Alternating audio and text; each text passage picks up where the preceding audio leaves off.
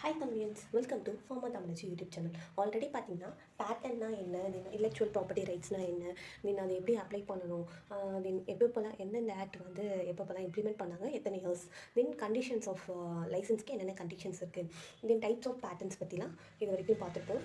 இதை பார்த்தீங்கன்னா உங்களுக்கு இந்த நோட்ஸ் வந்து நான் ப்ளாகில் அப்லோட் பண்ணுறேன். நீங்கள் ப்ளாகில் போய்ட்டு இதை செக் பண்ணிக்கோங்க. இந்த நோட்ஸ் எல்லாமே தென் ட்ரேட்ஸ் பற்றி இதெல்லாம் பற்றி உங்களுக்கு ஷார்ட் நோட்ஸாக வந்து கொடுத்துருக்கேன். நம்ம அடுத்தது பார்க்க போகிறது என்னென்னு பார்த்தீங்கன்னா ஓகே, நம்ம நெக்ஸ்ட் என்ன பார்க்க போகிறோம்னா ஃபார்மர்ஸ் ரைட்ஸும் தென் ப்ரீடர் ரைட்ஸ், அதாவது பிளான்ட் வெரைட்டிஸ் ஆர் ப்ரீடர் ரைட்ஸை பற்றி நம்ம இன்றைக்கி பார்க்க போகிறோம். PPVFR ஆக்ட் அப்படின்னு சொல்லுவாங்க, protection of plant varieties and farmers rights act 2001. Then இந்த ஆக்ட் வந்து எதுக்காக கொண்டு வந்தாங்கன்னா, ப்ரீடர் ரைட்ஸு ஃபார்மர்ஸ் ரைட்ஸ் வந்து இந்த ஆக்ட் கீழே தான் வந்து கொண்டு வந்திருக்காங்க. ஒரு ஃபார்மர்ஸ் ரைட்ஸ்னால் என்னென்னா, ஃபார்மர்ஸ்க்கு வந்து ஒரு ரெகனைசேஷனுக்காக கொண்டு வந்த ரைட்ஸ் தான் ஃபார்மர்ஸ் ரைட்ஸு.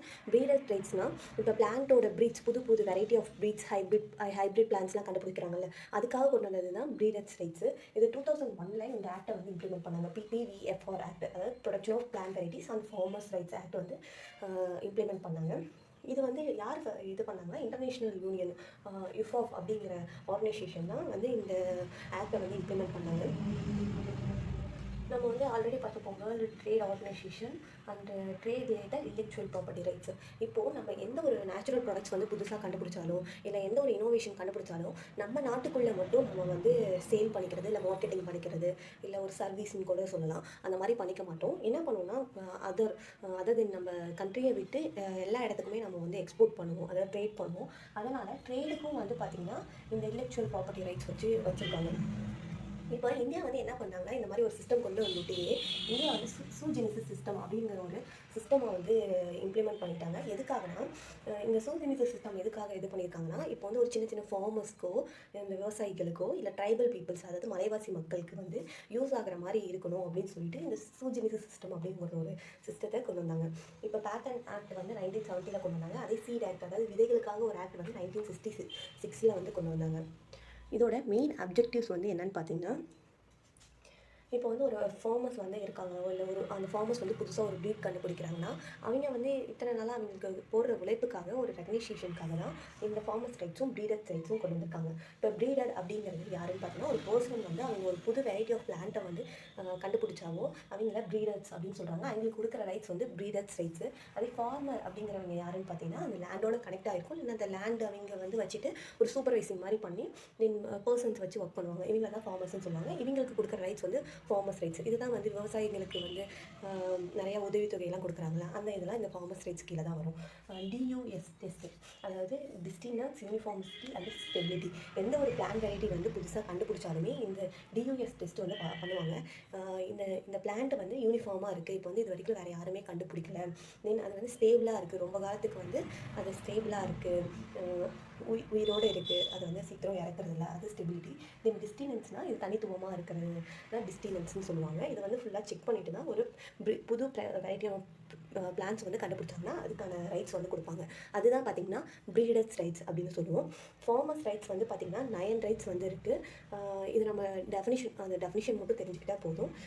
இது வந்து ஒவ்வொரு ரைட்ஸும் பார்த்திங்கன்னா ஒவ்வொரு இதை வந்து ஒரு சீடை வந்து அசஸ் பண்ணுறதுலேருந்து, அவங்க வந்து சீடை வந்து பராமரிக்கிறதுலேருந்து, அவங்க வந்து சீடோ இல்லை வேறு எதுவும் வந்து வேறு பர்சனுக்கு வந்து ஷேர் பண்ணுறதுலேருந்து, தென் ஃபார்மர்ஸ்க்கு வந்து ரிவார்ட் மாதிரி, அதாவது ப்ரைஸ் அமௌண்ட்ஸ்லாம் இருக்கிற விவசாயிகளுக்கு வந்து உதவித்தொகை மாதிரி கொடுக்குறாங்களா, அதாக இருக்கட்டும், இல்லை புது வெரைட்டி ஆஃப் பிளான்ஸ் வந்து இதை கண்டுபிடிச்சா அதுக்கு ரிஜிஸ்டர் பண்ணுறதா இருக்கட்டும். இவங்களுக்கு ஃபார்மர்ஸ்க்கு வந்து பார்த்திங்கன்னா எந்த ஒரு ரிஜிஸ்ட்ரேஷன் ஃபீஸ், அப்ளிகேஷன் ஃபீஸ் எதுவுமே இருக்காது. இவங்க ஏதாவது ஒரு தெரியாமல் ஏதோ ஒரு தப்பு பண்ணிட்டாங்க, குற்றம் பண்ணிட்டாங்கன்னா இவங்களுக்கு வந்து எந்த ஒரு படிப்படியுமே இல்லை அப்படின்னு சொல்லிட்டு அவங்களுக்கு அந்த கேசஸ்லாம் இருக்காது. அந்த மாதிரி நிறையா ரைட்ஸ் அவங்களுக்கு இருக்குது. நெக்ஸ்ட்டு பார்த்தீங்கன்னா, இது வரைக்கும் ப்ரீடர் ரைட்ஸ் பற்றி பார்த்தோம்.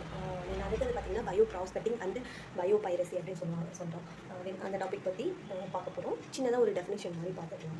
பயோ அப்படின்னா பயாலஜிக்கல் ப்ராடக்ட்ஸ், இல்லைனா பயாலஜிக்கல் சோர்ஸ் சொல்லுவோம், அதாவது நேச்சுரல் ப்ராடக்ட்ஸ், நேச்சுரல் சோர்ஸஸ் அதெல்லாம் சொல்லுவோம். ப்ராஸ்பெக்டிங் அப்படின்னா மார்க்கெட்டிங் அப்படின்னு சொல்லுவோம்.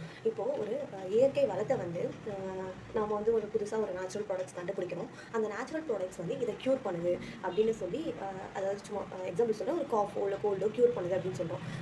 அந்த ப்ராடக்ட்டை அப்படியே வந்து மக்களுக்கு கொடுத்தா வாங்கிக்குவாங்களா, இல்லை ஒரு மார்க்கெட்டிங் ப்ராடக்டாக, அதாவது வேறு ஒரு டோசேஜ் ஃபார்மில் இது பண்ணி இது பண்ணால் சேல் பண்ணால் வாங்குவாங்களா? நம்ம ஏதாவது ஒரு ப்ராடக்ட்டை வந்து மார்க்கெட்டிங் ப்ராடக்டாக சேஞ்ச் பண்ணால் மட்டும்தான் அது வந்து சோல்ட் அவுட் ஆகும். அப்போ தான் அந்த இனோவேஷனுக்காக அவங்க ஸ்பெண்ட் பண்ண டைமாக இருக்கட்டும், மணியாக இருக்கட்டும், ரிட்டர்ன் அவங்க ப்ராஃபிட்டாக கெயின் பண்ண முடியும். இதை தான் வந்து பார்த்திங்கன்னா பயோ ப்ராஸ்பெக்டிங் சொல்லுவோம். அந்த பயாலஜிக்கல் சோர்ஸை கமர்ஷியலாக வேல்யூபிளாக இருக்கிற ஒரு ப்ராடக்ட்ஸாக மாற்றுறது தான் பயோ ப்ராஸ்பெக்டிங்.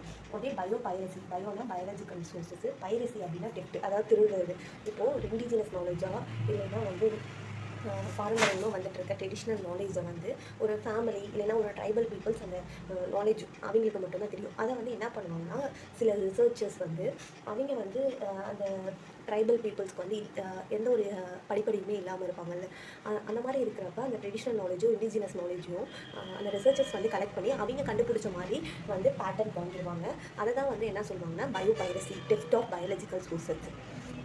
பாய் தமிழியன்ஸ், இது வந்து பார்த்திங்கன்னா சாப்டர் 4ல் இருக்கக்கூடிய 8 டாபிக்ஸ், அதாவது டெஃபினிஷன் ஆஃப் டேர்ம்ஸ் மட்டும் எல்லாமே பார்த்தோம். நெக்ஸ்ட்டு வந்து ட்ரெடிஷ்னல் நாலேஜ் வந்து பற்றின கேஸ் ஸ்டடீஸ் பார்ப்போம். நம்மளுக்கு வந்து கொடுத்துருக்கிறது பார்த்திங்கன்னா குக்குமாவும் தென் நேமும் கொடுத்துருப்பாங்க. அந்த 2 டாபிக்ஸும் நம்ம பார்க்கலாம்.